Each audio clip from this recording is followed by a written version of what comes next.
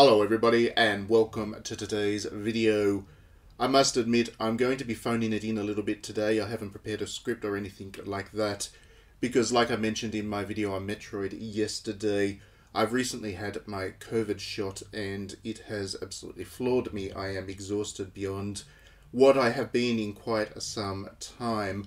Even though this is only the first shot, it's meant to be the light one, I am having it impact on me pretty significantly. So I am a little bit out of it today, but I did want to get this video done because it is one that I've been planning on doing for a while. It is a game that has been on Switch for about 2 weeks now, and I find it interesting and something that I wanted to highlight and talk about, not least because it is super fan-servicey, and as everybody knows on this channel, I quite like the fan service. But putting that aside, actually, once you get into this game, which is called The Card Battle Eternal Destiny, once you get into it, it's actually a pretty decent little card game. It just is very difficult to get into because the developers seem to have gone out of their way to make this thing as inaccessible as possible, which is an interesting design choice, but it is what it is. I guess if you do push through that initial barrier, you are in for a pretty good time. So the first thing that's immediately obvious about this game is that fan service. It is quite obvious that the developer was relying on that to catch people's attention and eyeballs and get them interested in the game in the first place. Most of the fan service is delivered through the cards. There are 600 different cards in the game. Most of them are animated in some way, and most of them feature some kind of anime girl in some advanced state of undress. It's all very pin-up, it's all very fan servicey, and it's deliberately so. It reminded me a little bit of a B-grade Monster Monpiece. Now, you may or may not remember Monster Monpiece. That was a compile heart game from back on the Vita. It eventually got a port to PC, but the original release was on the Vita. And it was the first in the Moro Chronicle kind of series of games that Idea Factory had going. After the first one, which was a card game, they moved over to doing dungeon crawlers. I have always liked that series because Idea Factory plus fan service is always a good mix. They certainly do a very good job with that and have a brilliant understanding of how to make anime as fan servicey as possible without tipping over into the areas where games tend to get censored and or banned from being released on console. This game pitches in the same direction. The difference is that it doesn't quite get there in terms of the quality of the art. It is decent art, but it is certainly not the kind of gorgeous art that Idea Factory would produce in this area. So if you are a fan of fan service, then you are going to enjoy what this game has to offer in terms of the visual. But if you're expecting a Monster Monpiece experience from the start, it will come across as a little bit dull, I guess. The animation is fairly simple. The character design is, like I said, pin-uppy, but it's not that detailed and not that gorgeous work, because obviously there's varying degrees of quality when it comes to fan servicey art. And if you imagine Idea Factory being the kind of the A tier, the AAA developer in this space as such, this is a very B-grade effort. It's certainly not bad, and I enjoyed it, and I really did enjoy collecting the cards once I got into it, because I do like fan service. It's fun for me, but it's certainly not up to the standards of the best kind of examples of fan service out there. But the visuals are pleasant. The visual side of the game is pleasant enough. What is harder to get into is the actual mechanics of this game, and it's not because this game is complex by any means. It's more because, firstly, the localization is absolutely terrible, which makes it hard to get into in the first place. But secondly, because the interface is really unattractive and it makes it look a lot more complex than it really is. So to quickly explain how this game plays, because once you learn it, it works as a kind of my first collectible card game. It just doesn't look like that at first. You just simply summon monsters to a table. There are 5 spots on your side of the table, 5 spots on your opponent's side of the table, and you just assign monsters to one of those 5 spots. You can evolve the monster by joining them together, by summoning 2 of the same type onto the one spot on your table, and then you can upgrade them one more time by putting a third monster of any type, that doesn't have to be the same this time, by putting a third monster into that little pile of characters. That maximizes the power of that monster, which you can then use to either attack your opponent's monsters or your opponent directly.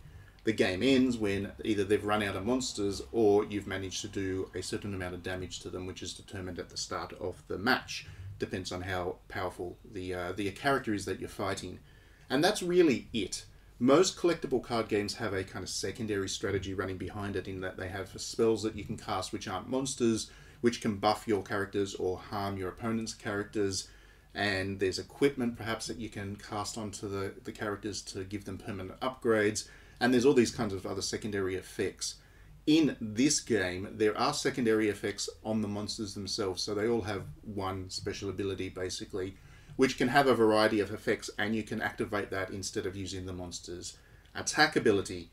But those are very secondary in their application, and for the most part when you play this game, you're just going to be attacking back and forth, and the person that has the most powerful monsters in terms of the number abilities on the screen is the one who is going to eventually win the battle. So it is very, very simple in its application, but it doesn't seem that way. Because again, the localization of this is absolutely terrible, and it just hurts the brain. Don't try and play this after a couple of beers, as I did the first time. When you're learning the game, make sure you're nice and sober, because once you've got it, it's fine. You can play with after having 50 beers if you want. But when you're learning it, it is a very, very difficult game to wrap your head around, because the localization just requires you to really focus on what it's saying to understand it at all. The other problem is the interface. It just looks busier than it is, and that doesn't lend itself well to the game at all. And it's unfortunate, because once you get into the flow of this game, it is a nicely flowing little game. It's certainly not Game of the Year material. It's not the best card game you've ever played, but it is fun, entertaining, light, and a good time waster. Now, I don't know if this was actually released on mobile before it was released on Switch. It certainly behaves like a mobile game, so I would imagine so. But it feels like a decent enough mobile game as a time waster, rather than something that you really commit to playing for long periods of time at a time. And that's certainly how I've been using it since I've got into the game.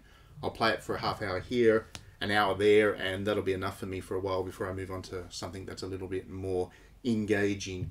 But the time that I spend playing this, I do enjoy it. It's an enjoyable game once you get past its barriers. What it absolutely has going for it is the content. There is a lot to work through with this game. I did mention at the start there were 600 cards to collect. You get them one at a time. So with most card games, you buy a pack of cards using the digital currency. You'll get 5 or 6 cards. You'll get a pack of cards. In this game, it comes one at a time. So you do need to slowly collect up that collection. And because of the nature of the game, you need multiples of each card before you can use them in your deck, because otherwise you can't power the monster up enough. So you need at least 3 really in your deck to make most use of them, and that means you do need to collect a lot of cards. The game is quite generous at giving them to you. There are no microtransactions in terms of real money, at least as far as I'm aware. I haven't spent any if there is, but you can certainly play this game without going beyond its upfront cost, and that's fine. The monetization side, or the economy side of the game, is perfectly generous in terms of handing out the cash and the rewards. So you do collect the cards, it just takes you a while, and that means that you need a lot of content to work through to make the most of it. And there is a full story mode, which unfortunately is let down by the localization, but the art in it is nice enough. It works a little bit like a truncated visual novel in terms of the presentation, the story elements. That's fine. It's nice enough. Then there's also a very long series of battles that you can go through, just to skirmishes, which they're positioned, I guess, as a kind of training thing, but really there are so many of them that it'll take you hours to work through all of those, and they're split across different difficulty levels as well. And then there's this randomized dungeon thing, which doesn't work like a dungeon adventure as I might have liked. It really is just you're tapping on the screen to keep moving through level by level, and then every so often you'll get some treasure or you'll have to fight a battle. But because it is randomized, if you are into the card collecting side of the game and you want to see everything that it has to offer, then you are going to play that quite a lot as well. There are many hours of gameplay in this thing if you get into it. So yeah, it's a little bit disappointing that the presentation of it lets it down a little bit. If this was presented like a Shadowverse, which I did a review of earlier in the year, or even a Hearthstone, or if it was presented like those higher quality collectible card games, this would be an instant recommend. Unfortunately, because of the nature of it, it is very much a B-grade example of the genre, but as somebody who is a fan of that genre, I've had a real kick out of this, so I do recommend it on that basis. Anyhow, that's enough for this video. I will have a written review up on digitallydownloaded.net, assuming that I can clear my foggy brain long enough to actually sit down and write something. But yeah, do check that out once that's up, whenever it goes up. Please do like and subscribe if you enjoyed this video. That way you will certainly see the next one that I upload. Do let me know your thoughts about this game if you've played it, and I'm interested to know what you think about the art as well. Like I said through this video, I think it's quite B grade, but not unappealingly so. I'd be interested to hear what other people think about that. And finally, if you want to support everything that we're doing at digitallydownloaded.net, you can back me on Patreon for as little as $1 a month or more if you're feeling generous. And in doing so, you support this channel to continue to grow. You support what we're doing on digitallydownloaded.net itself in terms of all our written work. And you also get a monthly magazine which I produce and give to Patreon backers as a kind of exclusive benefit in return. That magazine is really great, in my humble opinion, but it covers everything to do with Japanese culture. So not just video games, although there is plenty about video games.